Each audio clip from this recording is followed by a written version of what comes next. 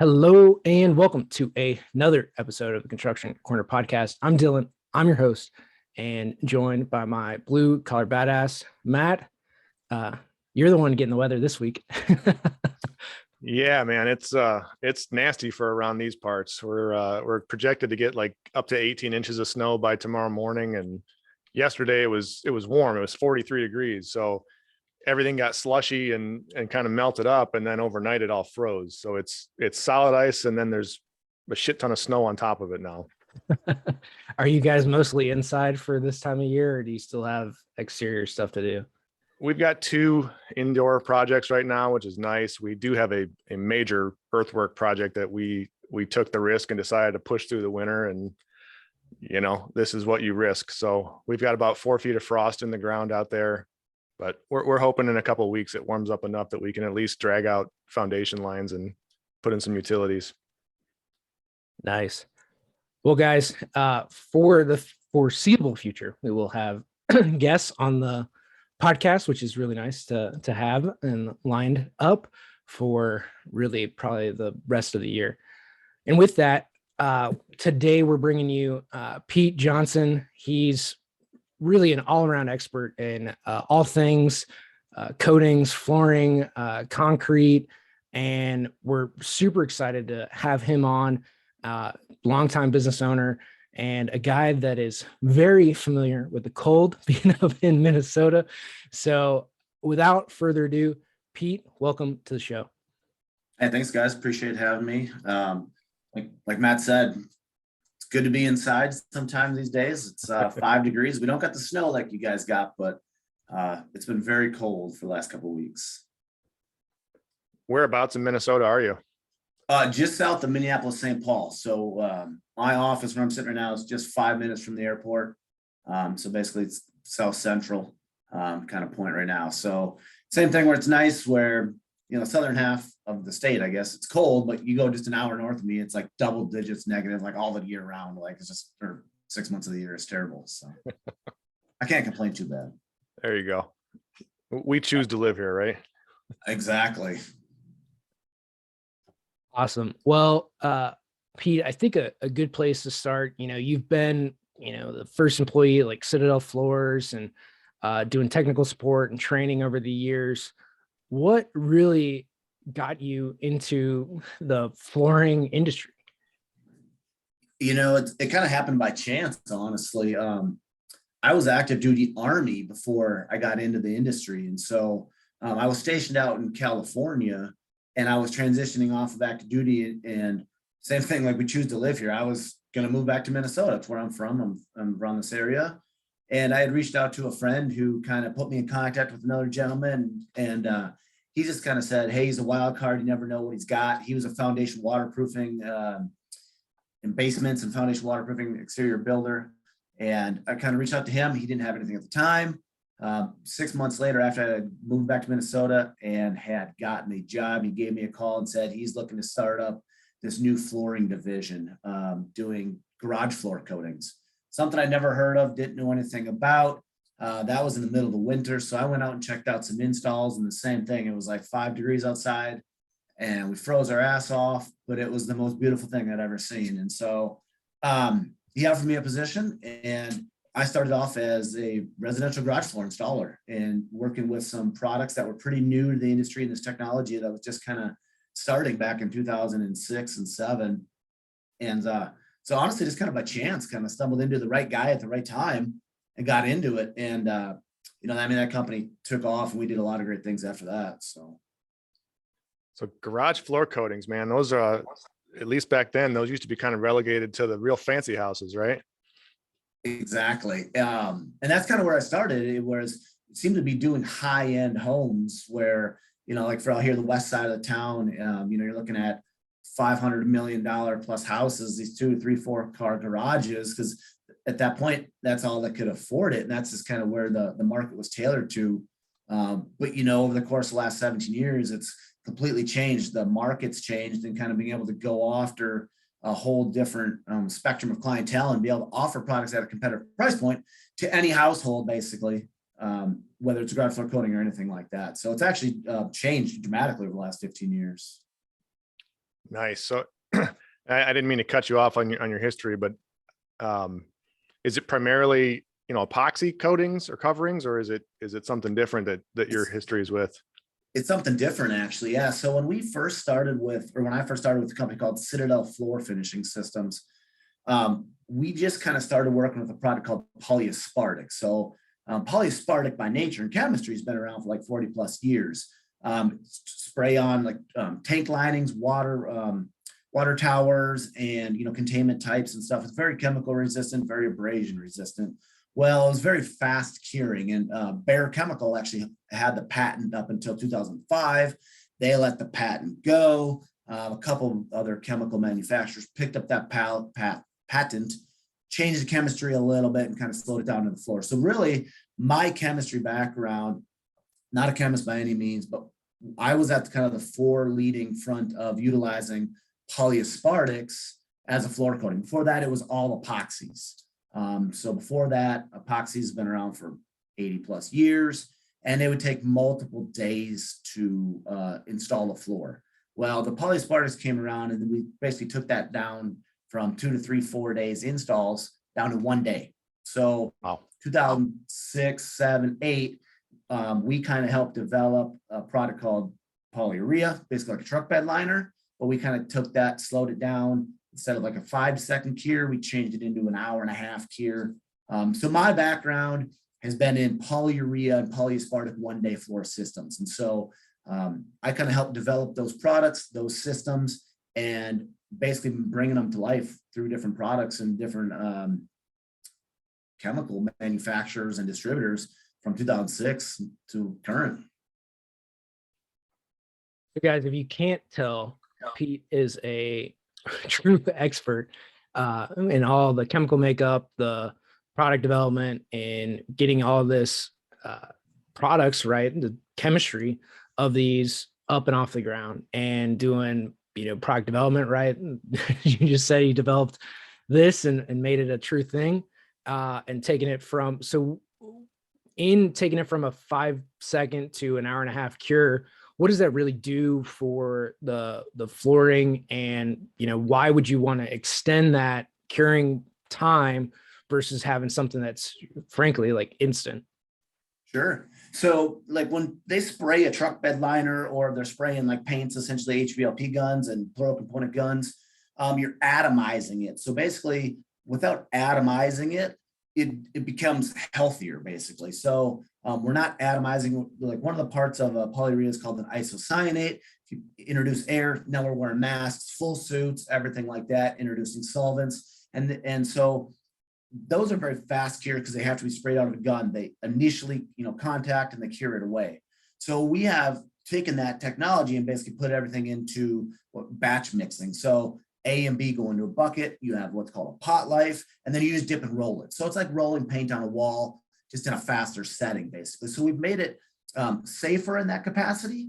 And then also, when you slow down a cure time like that, you actually have better adhesion to a substrate like concrete or something that's a porous substrate, but it allows it to kind of soak in a little bit better. And then within that chemistry, it works with the moisture and everything within there. So that's what I did back at Citadel. Is I worked directly with a chemist to come up and change those iterations of products to come up over and over. And so as we started off with a installation company, we kind of moved into a distribution company, and then ended up buying out that chemical manufacturing company and actually becoming a manufacturer, to the point where we were be able to control every single ingredient and mixing it on site and then distributing through all over the world. We had customers from Canada, South Africa to Australia.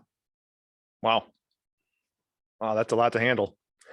The company blew up. It was crazy. Actually, it got sold to Rust-Oleum, so Really, it was a very, very large company, and it's gotten larger since I've left. But the chemical makeup of polyurea and everything, that's kind of how it all started. And that's kind of where I got my, that's where I cut my teeth on coatings, and it's that chemical knowledge, and just taking it from there. So first off, thank you for your service. I meant to say that earlier, right off the jump. I greatly appreciate it. But obviously now you're not with Citadel. You're with is it Valence Protective Coatings? Yep. Valence. Okay. Yep. So are you doing primarily the same sort of product, same sort of prospecting, or what do you do at Valence? Yeah. So after kind of Citadel and everything kind of, after we sold the company, I went on my own doing residential installations, concrete polishing, and doing everything decorative concrete related. And I was kind of being subbed out as a company, kind of bouncing around, helping guys on installations. And one of the guys that I had helped train back in my Citadel days was another installer. He was looking to get into chemical distribution. And so he had kind of asked me if I would help him develop some products, work with the chemist that he has kind of working with, and kind of bring those products to light. And so then I went to go work for him full time, starting another company, or helping him start another company called Pentec Industrial Coatings. They're still out there going strong, very big company. So I helped start them from 2013, I think it was. And then I left last year in 2 years ago now, 2020, just to go take another job. Honestly, I was just going to kind of go take a desk job. I thought I was just going to collect a paycheck and sit behind a desk and live a good life. Well, that lasted about a month before I was tired with that. I couldn't do it. I had customers and people calling me and asking me for products and everything that way. So it was kind of nice to be able to offer those type of assistance to, customers, and to have the knowledge. And so now with Valence, so basically Valence is my company. We started in August of 2020, essentially kind of right in the middle of the pandemic, and have kind of grown. So my specialty and our specialty with Valence started off with polyurea and polyaspartic. So basically garage floor coatings, utilizing the same technology that I've known and being able to grow businesses.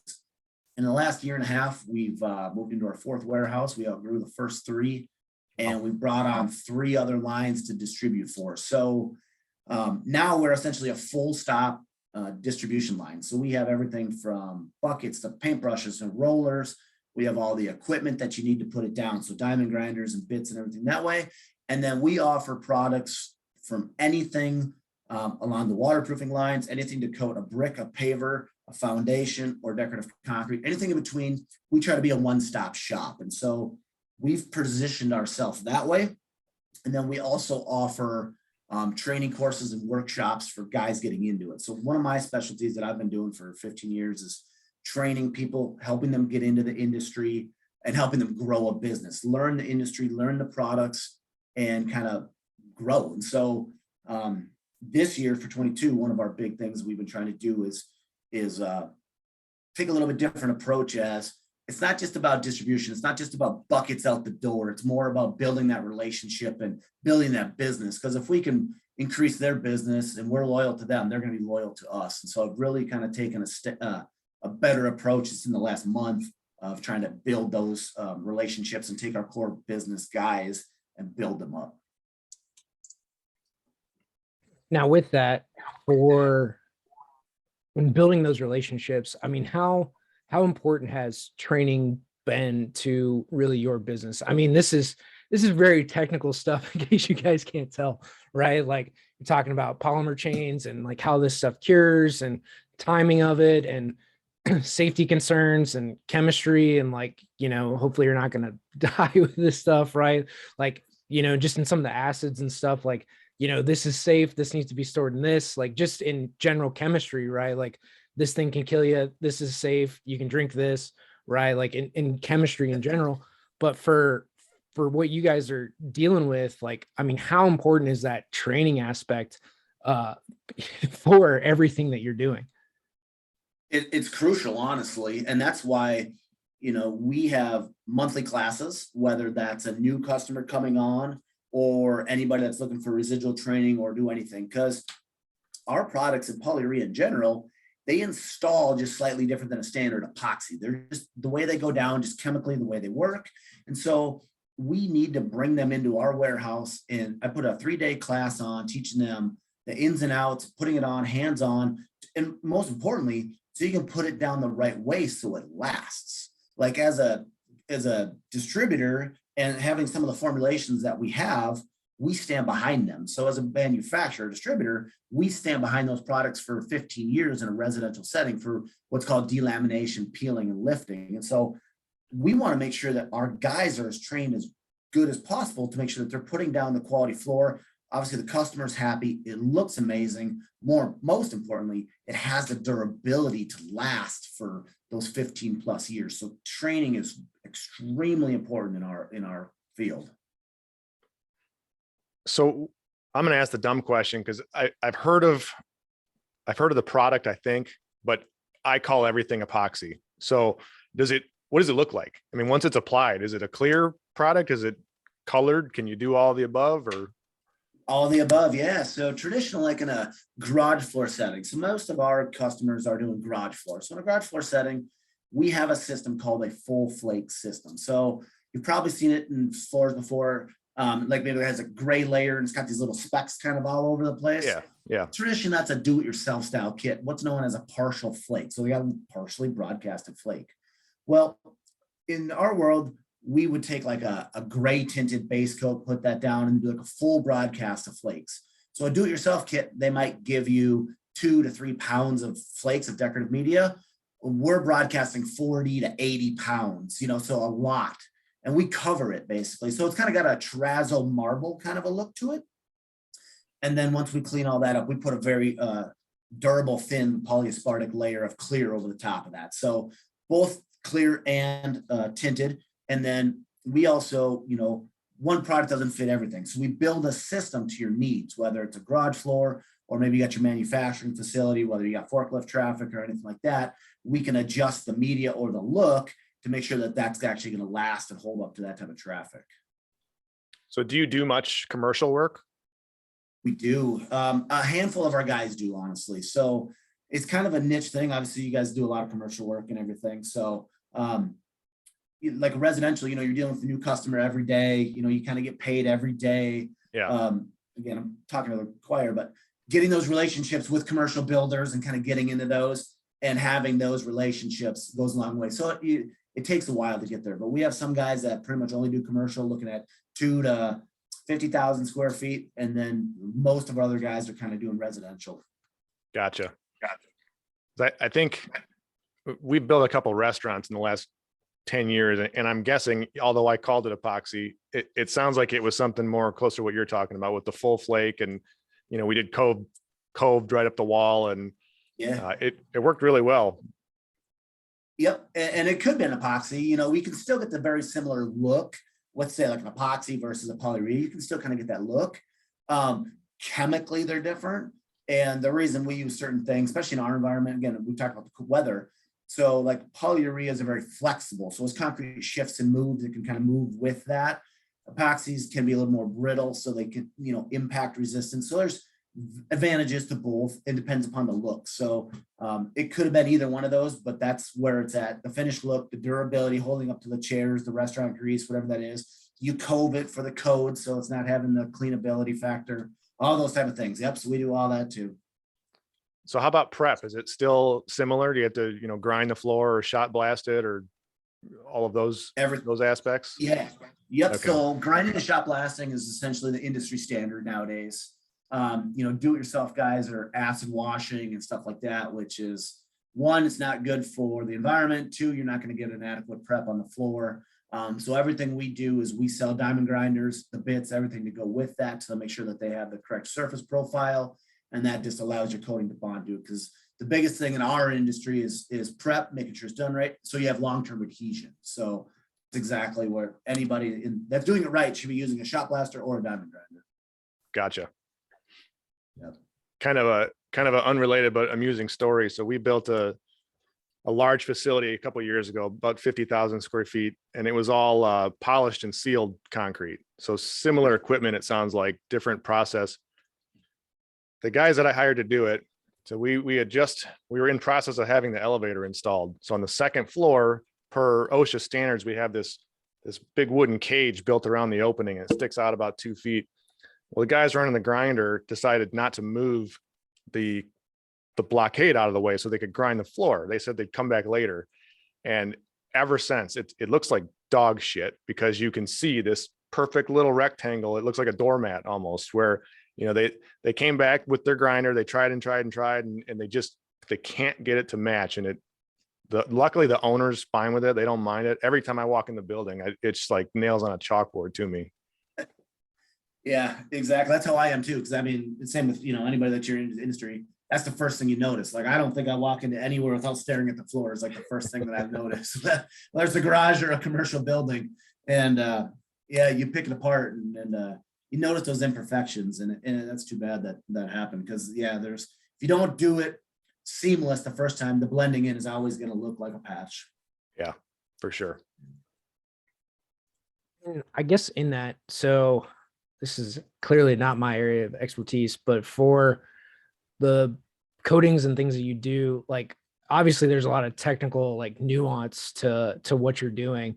Like for a garage floor that might be fairly straightforward, just like most residential things are, right? It's fairly easy and straightforward. But for some of the commercial applications, like on the technical side of it and figuring out like what needs to get put down, how to put it down, like how should somebody bring you into that process? Obviously the sooner the better, but like what does that look like in some of the like more technical applications that you guys get into? And honestly, it's, in those larger applications, it starts with the architect. So the architect typically is going to spec in the type of flooring, whether it's vinyl plank to a resinous type of flooring. And usually it's just spec'd in as a resinous flooring. So as a distributor and some of the big manufacturers, you have to submit either a change order, or more importantly, before that, you kind of want to submit all your products and your tech data sheets and in your specs to the architect. So then they would actually try to recommend you, try to get you written into a spec. I'm not good at spec writing, and I'm not good at trying to get myself into specs. I've kind of just never been my expertise. But what we typically find is, if you're an architect, I apologize, I'm an architect, listen to this, but they typically don't fully understand what the right product and what they need is for what the really is. It's just the truth. And so we typically have to deal with the general contractor at that point to say, hey, they spec'd in say a metallic floor, which is a very high-end, marbly looking floor because it looks beautiful. Well, they spec that in for, say, an auto body shop. Well, that's going to be slippery in hell. It's going to stretch and it's not going to hold up. It looks cool, but they just don't fully know. So unfortunately, we deal with a lot of it on the back end of it to try to get change orders in. So it's kind of hard to get in front of the architect to get it spec'd in immediately, at least what I've found out right away. So we deal with more of the struggle on the back end. And then it's just a matter of polyureas in the short term have only been around for 15, 16, 17 years. Epoxy's been around 70, 80 years. That's just what they spec in. That's what they know. Just like, you say, hey, I call everything epoxy. Everybody says the same thing. I want epoxy floor. So if I say, I don't do epoxy, I do polyurea, they go, I don't give a shit, just put something down. So it's a little bit of that educational game. And so we've been trying to fight more of the back end of the fight and trying to convince or change the mindset of the architect after the fact. So that's kind of where we've had a little bit more of the struggle. Yeah, I've heard it helps, and this is not through personal experience, but if you have a condo in Vail, I hear they listen to you a lot faster. Sounds about right. Yeah. So, and the hard part, we try to bid on some of these large jobs. So let's say if you're going to build that 50,000 square foot, if I don't know you personally, or if I don't know that, I just come in and say, hey, this is what I want you to come in. If we don't have that personal relationship, you've probably already got your guy that you're going to pick. I know when I was an installer, like the Viking Stadium was being built. I went in there, I was there like, oh, you're, veteran points, I'm a service disabled veteran, so I get points for that. Well, I walked in to go bid on it. They're like, well, are you union? No. Oh, you're automatically out. And they just would give zero consideration to that. And I couldn't afford, as a small owner operator, to go pay the $50,000 to join the union. It wasn't worth it for them to do that. And so it's hard to kind of get in. So unless you, like I said, you don't have some of those pat on the backs, I've found it harder to kind of get into those. So do you handle installation too, or just distribution to subcontractors? Just distribution through subcontractors. Yeah. So I don't really install anymore. Okay. Now, I help my neighbor kind of do a floor. We traded out some video work. I'll go help some local guys, but now I've kind of just do trainings here at the shop, do all the technical side of things. And then I just basically travel, visiting customers. And so if they have a large job, or if I'll go work with them a day or two to kind of either show them a new product or more importantly, just get their guys additional training. Gotcha. Yeah, that's a tough one, man. Cause we'll get subcontractors all the time reaching out to us that want to work with us and, but for a supplier to reach out and say, hey, I've got this amazing floor covering, my initial response is always, well, I don't put it down. You got to go find one of our guys that do that. Yep. You may have the best floor covering in the world, but it's a tough dynamic to bridge because typically speaking, we would never directly buy any product from you or from anyone. We could kind of point you in the right direction to some of our preferred installers, and that may be the way to go about it, I guess. But that's a tough one. Yeah, and that's where a lot of my guys, at least, residential or small commercial, at least, they're not geared or they don't know how to come to you, right? So they're going to come to you as the GC and be like, hey, I got the best flooring and I can show you the tech data sheets and stuff like that. Same thing. You're either going to trust them or you're not. Either he's going to be one of the preferred vendors or not. And that's just kind of a choice. And so it's hard for us to go after, general contractor and sell that because just like you said, you might have the final decision, but it's ultimately, it trickles back through the contractor that you have to trust who's going to put down the right product that you believe in as well. I mean, that's where the relationship building comes in. You got to have trust across all sides between you and the installer, and then the installer and me or whoever. And, doing the classes, I think, is a fantastic idea. Yeah. Well, and I think so too. And like we do privileged residence coatings, but I mean, we're also distributors for a company called Surecrete. So they get into like the overlay training, like overlays, wood plank overlays, wall stamping, stuff like that. But then we also teach polishing as well. So kind of trying to help my guys diversify as much as they can. So if they happen to come across like that 50,000 square foot warehouse, they can at least talk to me. Hey, I got this opportunity. I got to go talk to Matt about this. What do I talk to Matt about this? And whether he gets the job or not, it doesn't automatically eliminate him. I guess in that, because your guys really have to form deeper relationships, right? And they go into it with with a training mindset, right? And just an educational mindset of what is it that you do that hasn't been around forever. It's not a default spec, right? For a lot of these architects frankly, on the commercial side, you don't change specs that often. Like it just does not happen. You try not to mess with it, don't fix what ain't broke, type of mentality. And again, you haven't been sued on it, so you just leave it, is really how a lot of those specs get written. It's funny, but it's true. So through that, like in going after this in a way of education, training, like how have you found for really Valence and even your career in going into it as like a training, help first, educational mindset? Like, how have your clients stayed with you longer, or have they, than maybe some of your competitors or other people you see within the industry, right? And going at it from a let's just say a sales first mentality versus a education first mentality. Yeah. So, and we put that kind of up front. So when we have somebody new contact us, say they want to come to class, whether they're just getting into business or they want to switch products or stuff like that, that's immediately what we tell them. We say, we're not just here just to provide a bucket out the door. We'll provide you customer service. We have a social media marketing company that we help with social media marketing, getting leads, lead generation, applications at that. And then when we have them come to class, it's a 3-day hands-on class. And basically we allow them to have 100% full access to myself, anybody within our office, all of our products, and to show them the benefits of what you're going to get by coming on board with us.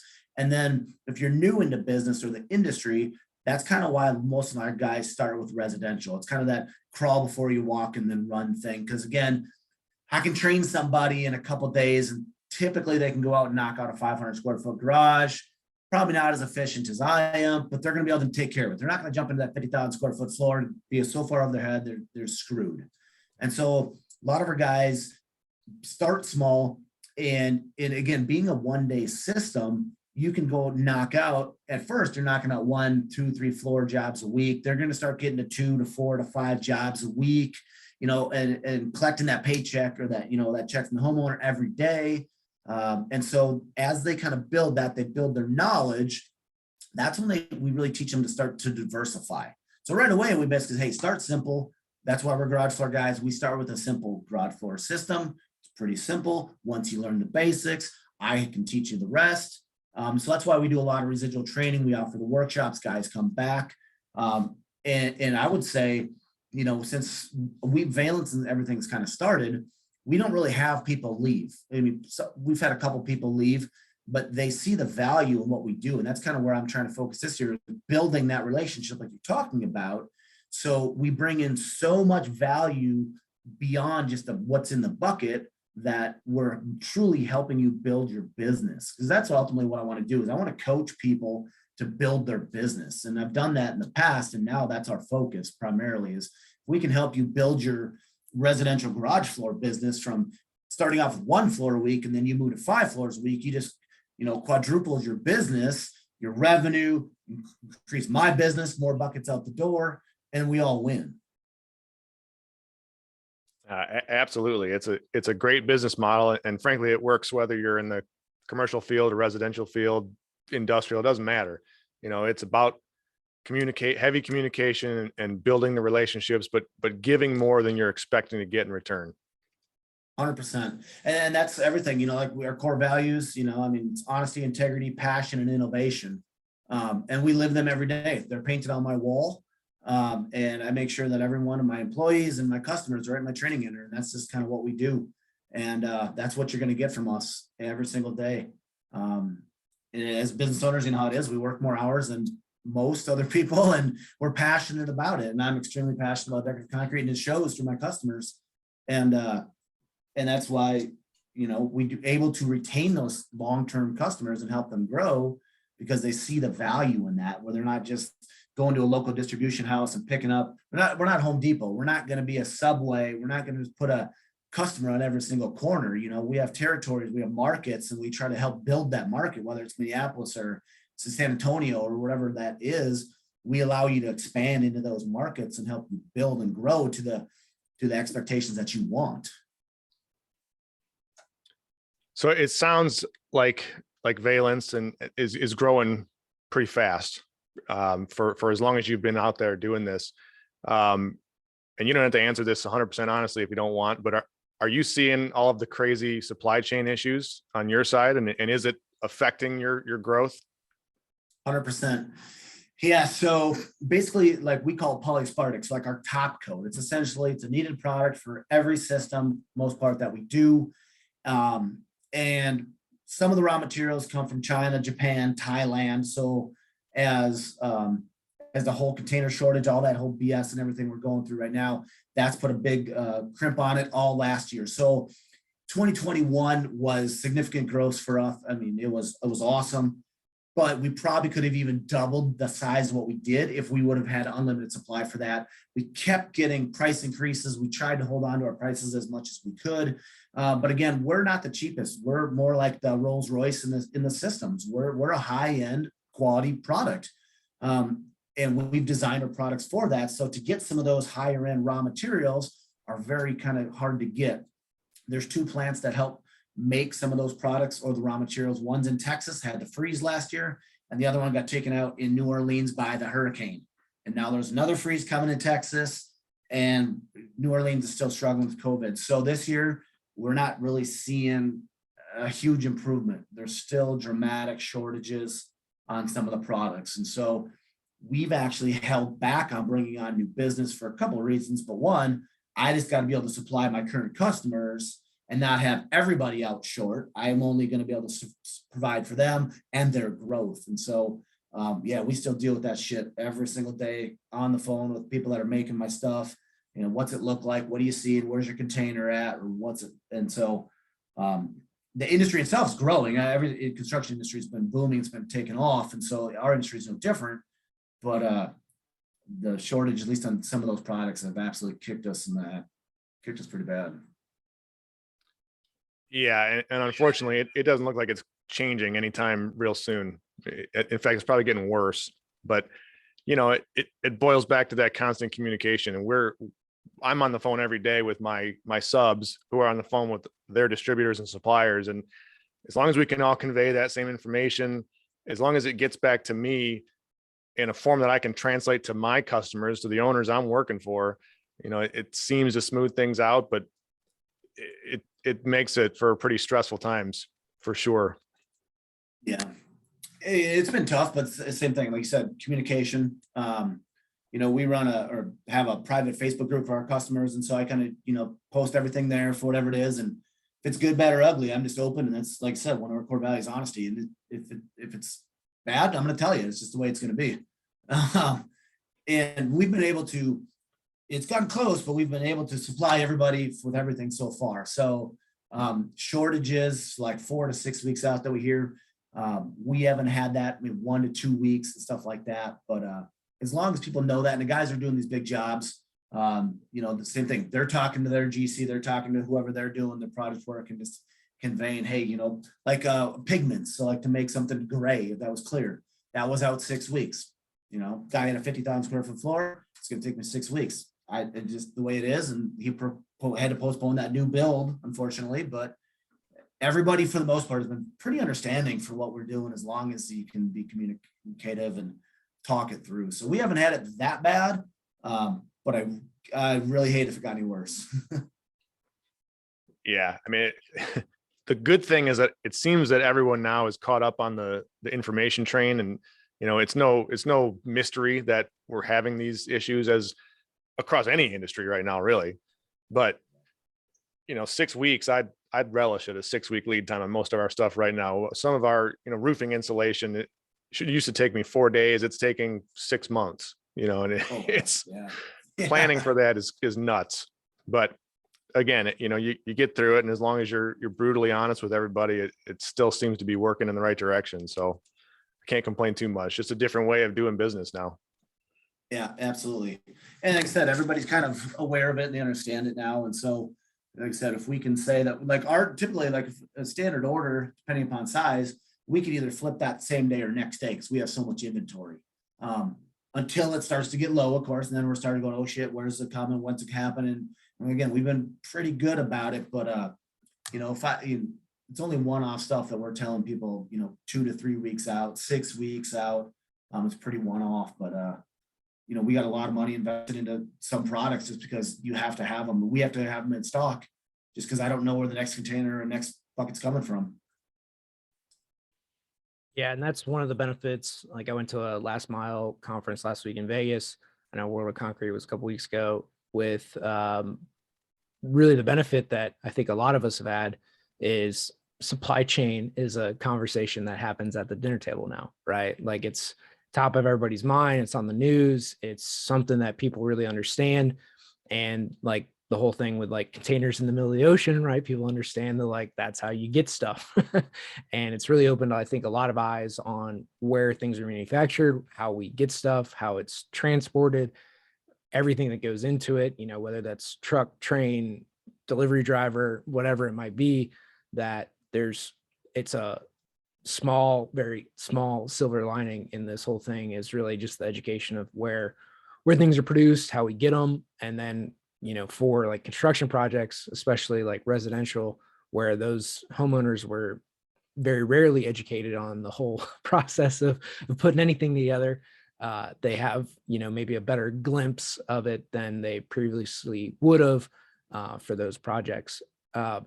So with kind of the homeowner piece, are your guys doing new builds, or is this a like come in, I've lived in this home for 10 years and I'd like a better looking floor in my garage? Yeah, both, to be honest, but I would say the majority of our guys are coming in on floors that have been down for 2 to 20 plus years old.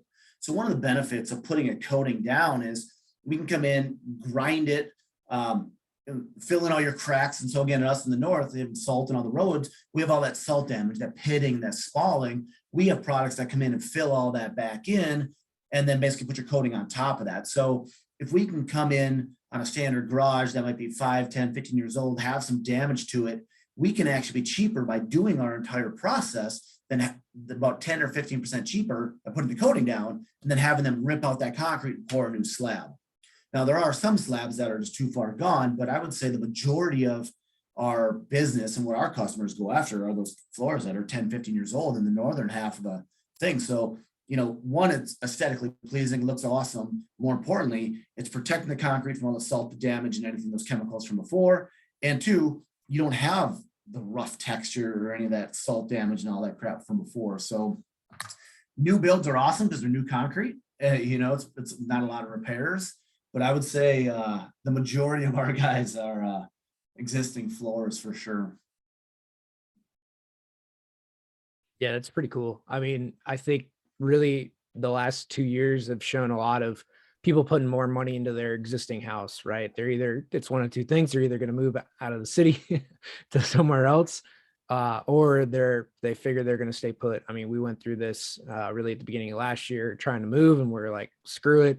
We're just going to stay and put money into our house where we live, because we're not going to buy into a, it's great if you could sell into a rising market, but bad if you're going to buy into it. So I think a lot of people are doing, just that, where they're fixing up, improving where they are now, and, adding value back into where they're living.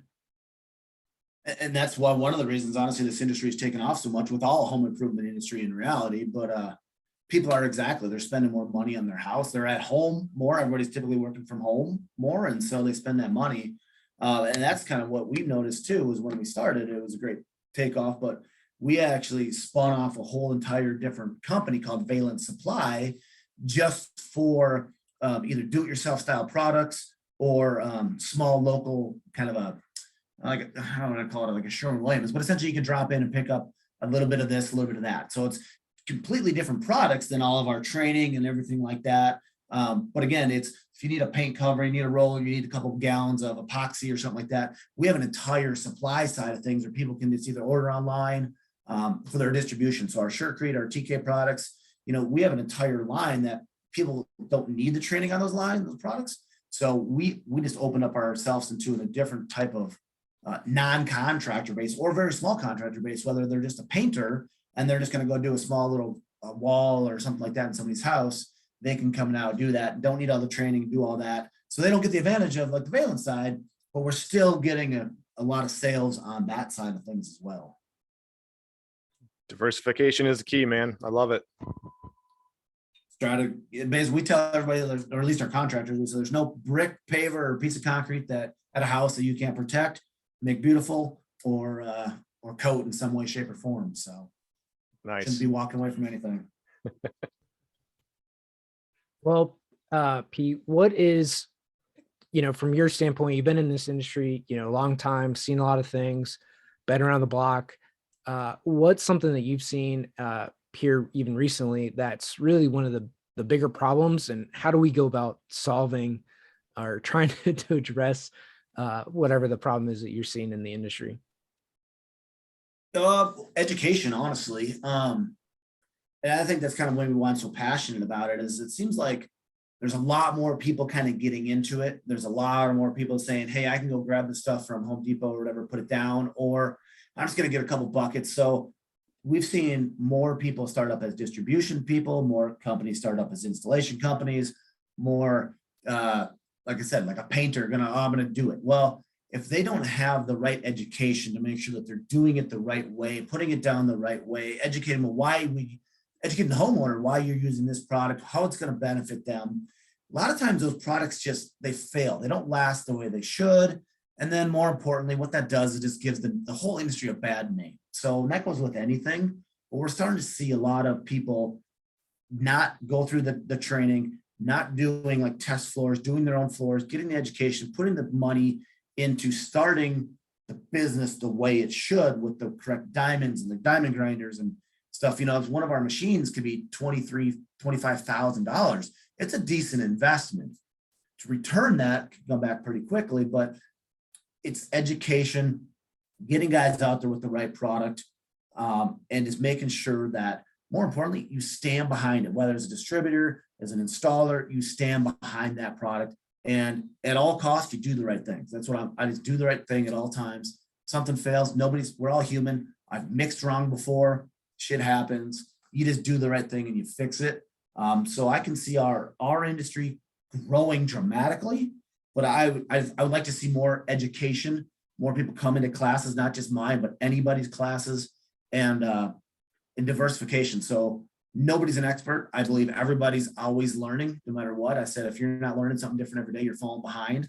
And that's why I try to be active on Facebook groups or coaching groups within the industry, learning different skills, because you can always learn. So I've taken an educational standpoint, maybe just because I teach classes, but I think everybody should be coming to those classes and learning as much as you can before you actually start putting down products. Spot on, man. I mean, guys, listen to him. He's our second or third guest of the year, and the second or third guy to say, educate the consumer, right? Educate whoever's paying your bills, keep them happy, do the right thing. It's not rocket science, right? But it's very few and far between. You know, it's just it's a good way to do business, man. So congrats to you. Thanks. And that's what I teach, like on the sales side of things. And like we have a sales kind of a boot camp class, we call it Team B. And I'm not a salesman. I don't want to be a salesman, but I teach a class called technical sales. And it's just literally just teaching them so much information as an installer that when they go and sell, all they're doing is educating the customer of the product, how it works, and what benefits them.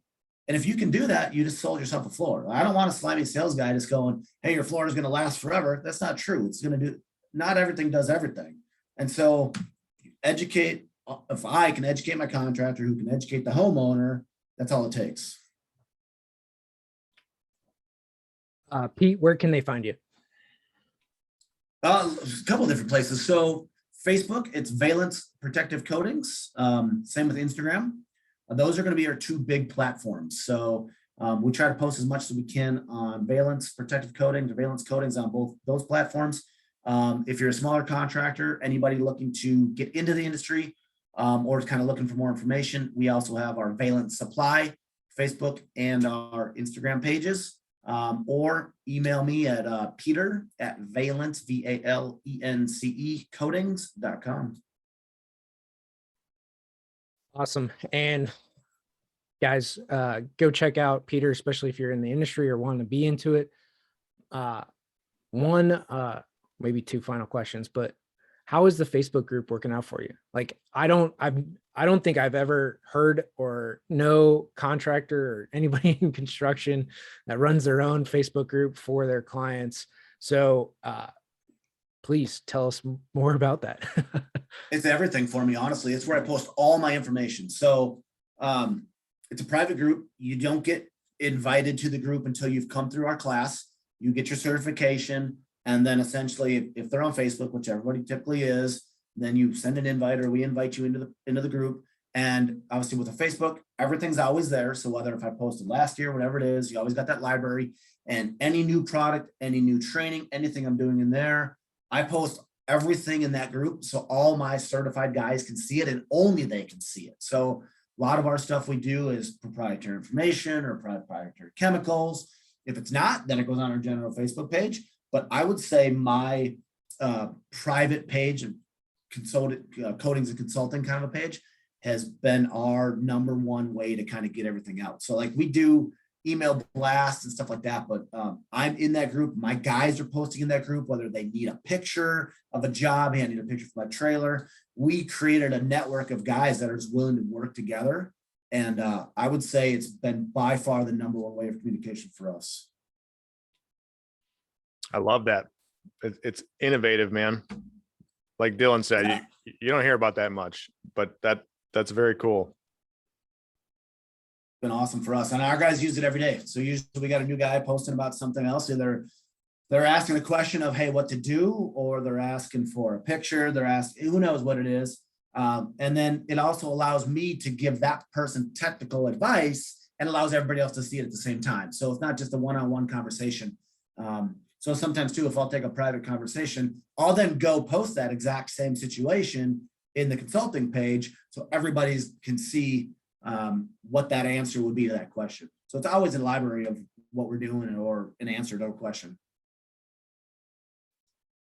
Nice. And guys, I mean, that same method, right, of communication, be it in a private group, can be used in your company, it could be used for your suppliers, it can be used in a number of different ways, that's private, not out for general consumption, but a way to easily communicate with everybody in a way that is sharing, educating, informing everybody of what's going on, and really creates, I think, a clear transparency, but also for your network, right, of people that are looking for, how is this done? How does this look? They haven't maybe done one. They can share a picture of it, and now allows people to see, or show an end consumer, right, that picture of how this might look installed, even though they don't have one done.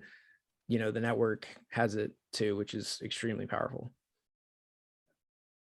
Exactly what we use it for. Just the library of, if Frank in Texas did this type of floor, and Corey in Dallas hasn't done it, now he knows exactly what it's going to look like, and then those two can communicate if they ever need to. So, and my big thing is just trying to bring a network of my guys together to build a community. We're all going to help each other. Nobody's in competition with each other. We're all just there to help each other, so everybody grows.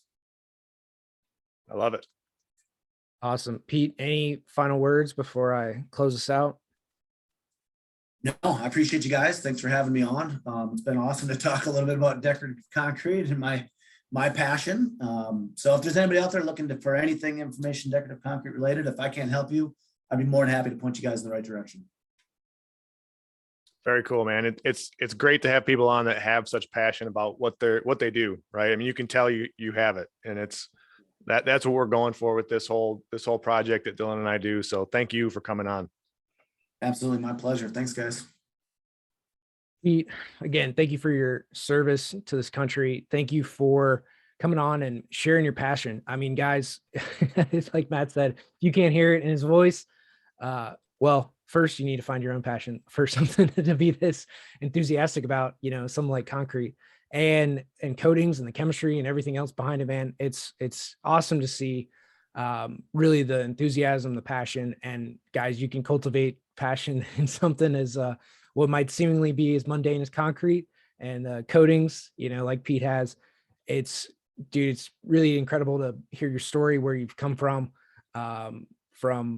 everything that you've been able to build, and then over the last year and a half to go through 3-4 warehouses, to continue to grow, educate, inform people, do things like having a Facebook group for your clients, your network of people.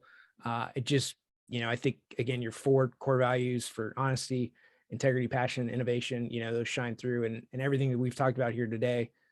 So guys, go connect with Peter. All the links will be in the bio. And again, thank you for coming on. Thank you for sharing so much information. I know this was technical, especially out of the gate, guys, but again, that's what it takes to succeed and educate customers and clients and the industry about what's possible through everything that we do and putting buildings together. So again, Peter, thank you for coming on. And guys, that's going to be this episode of the Construction Corner Podcast. Until next time.